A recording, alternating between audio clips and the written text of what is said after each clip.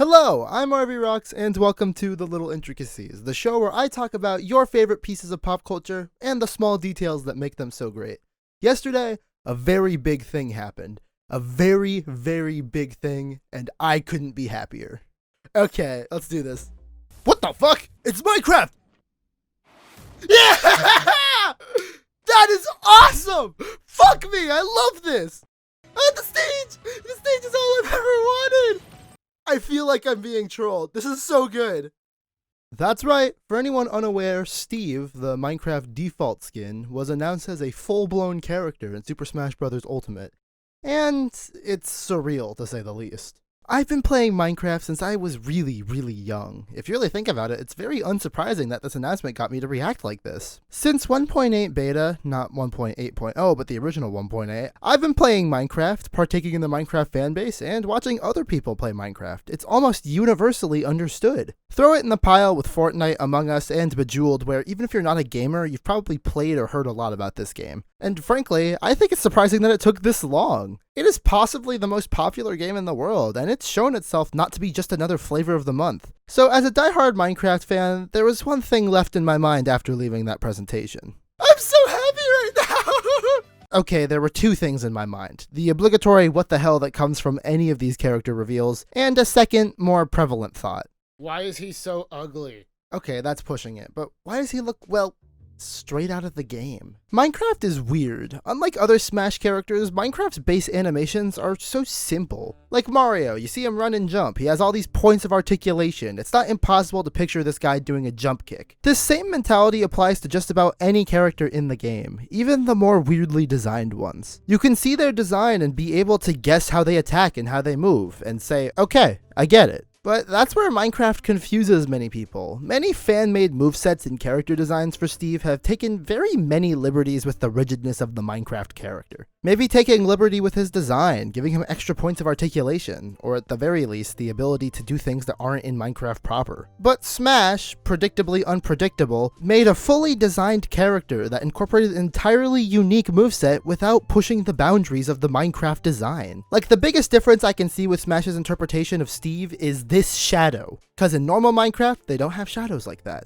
In a lot of these shots in the trailer, you would be hard pressed to notice a difference between this and actual Minecraft if just shown a single screenshot. All of Steve's animations are things Minecrafters can do. His crouch, his jump, even him being hit is just him flailing his legs. This even shows in the promotional materials. Most characters have some kind of action pose in their render, a dynamic shot you can easily see occurring in the middle of one of their fights. Fan renders of Steve show him with just a sword or a pickaxe. Hell, even Mojang officially shows him walking, but no, Steve just stands there in his render. Other characters get cool icons indicative of their series, but Minecraft gets a nondescript block. Other characters get iconic locations from their series as stages, and Minecraft has plenty of those, but instead they just chose general biomes. In the Smash mural, where every character gets a watercolor-esque representation of themselves, he just looks the same. In fact, the artist seems to be poking fun at how different their worlds are. But the question is, why? Why would they display Steve this way? Why make Steve so faithful to his game and give him the ability to literally mine and build on every stage? Other characters get faithful attacks, faithful designs, but they all have some element of Smash originality, but Steve seems almost faithful to a fault. And well, I think this has to do with how Masahiro Sakurai views Minecraft. This is the little intricacies of Steve's sardonic smashing. So to start, Masahiro Sakurai, for those of you who don't know, he's the creator of the Kirby series, the Smash series, and director on several prolific games. Some people dream of having a track record as clean as his. I think it's been well established that Sakurai puts a lot of his own ideas into his work. I mean, Smash 4 had very similar menus to Kid Icarus Uprising, two games that he directed, and Smash Ultimate had a similar aesthetic to one of his professed favorite games, Persona 5. The point is, when Sakurai is heading a project, you know his influence is going to shine through.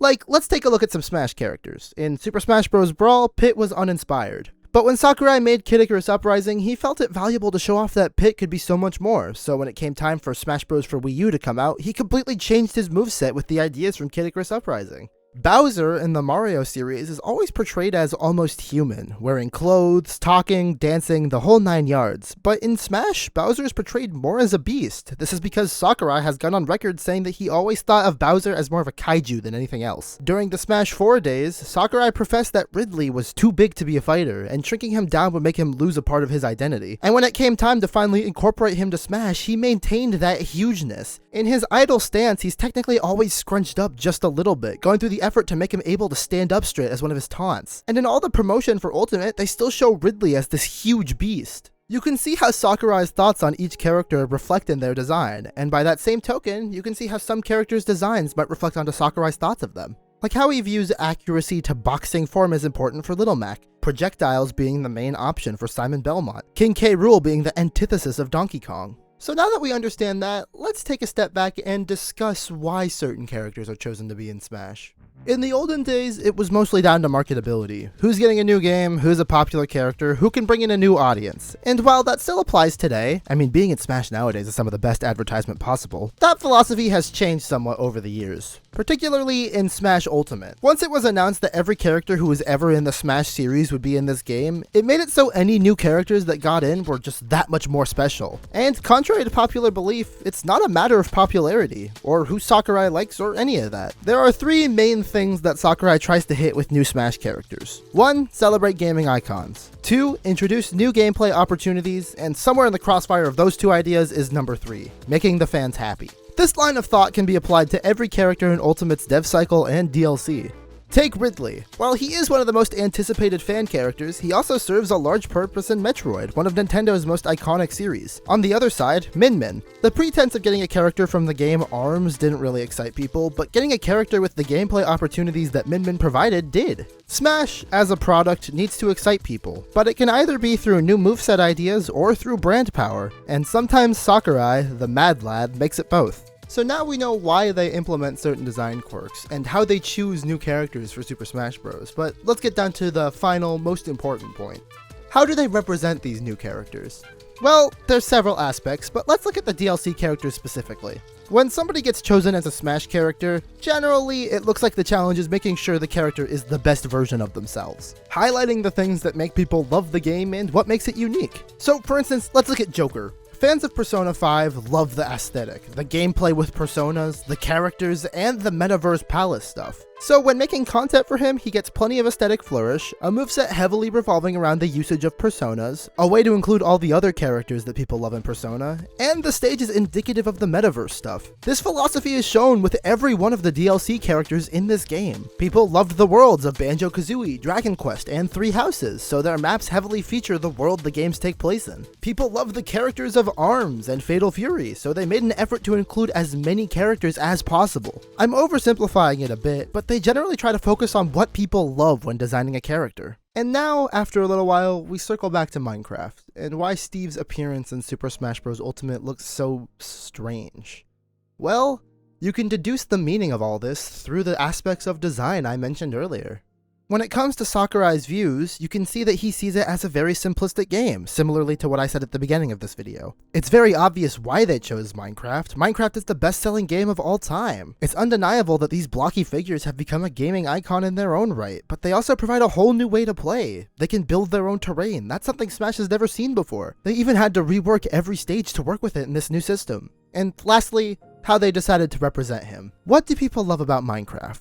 Well, I can't answer that in a general sense, but I can answer it from my own perspective. I love the freedom of expression. I love the stories that can be made from it. I love that from this mostly ugly looking game, people can make true beauty out of it. Minecraft is great, it's iconic, but on its own, it doesn't exactly look good. As mentioned earlier, the animations are stiff, textures can be questionable, but I think that's part of the beauty of it. Even with all these things considered, people have made amazing structures. People have spent years perfecting worlds, spent hours playing on servers with friends, making great things. Minecraft isn't a game you play for the game. It's a game you play for the experiences that come from it. No one is like, ah yes, I enjoyed mining for 5 hours just to die, but they say I was mining and then a creeper blew me up into a zombie who knocked me 50 blocks down into lava. Gameplay wise, the character has all the things that make Minecraft Minecraft, but it boils down to that experience factor so much. They didn't want to make the stage some epic set piece, they wanted to give you the feel of Minecraft. They didn't make all the moves different sword slashes, but stuff you would likely do in a normal Minecraft session. They didn't give Steve any huge overhaul or dynamic poses or epic windscreens because Steve isn't a character. Steve is the player. There's no best version of the player. Minecraft's iconicness comes from its interactions with the player and not the beauty of the world, not the designs of the character models, not the texturing and mobs. Those are all byproducts, and this shows in Smash. They didn't tamper with that design philosophy. What makes Steve's moveset so unique isn't because he is good or because he looks cool, but because he gives you the tools to do anything you want.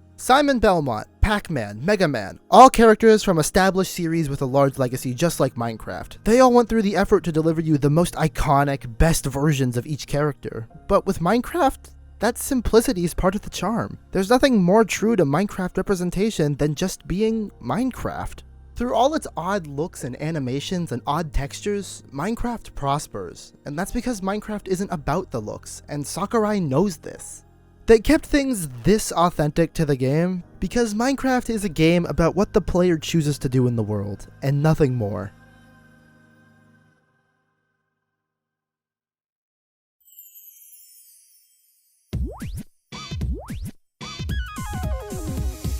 If you enjoyed what you saw here today, make sure to like, comment what you think about Steve, and subscribe.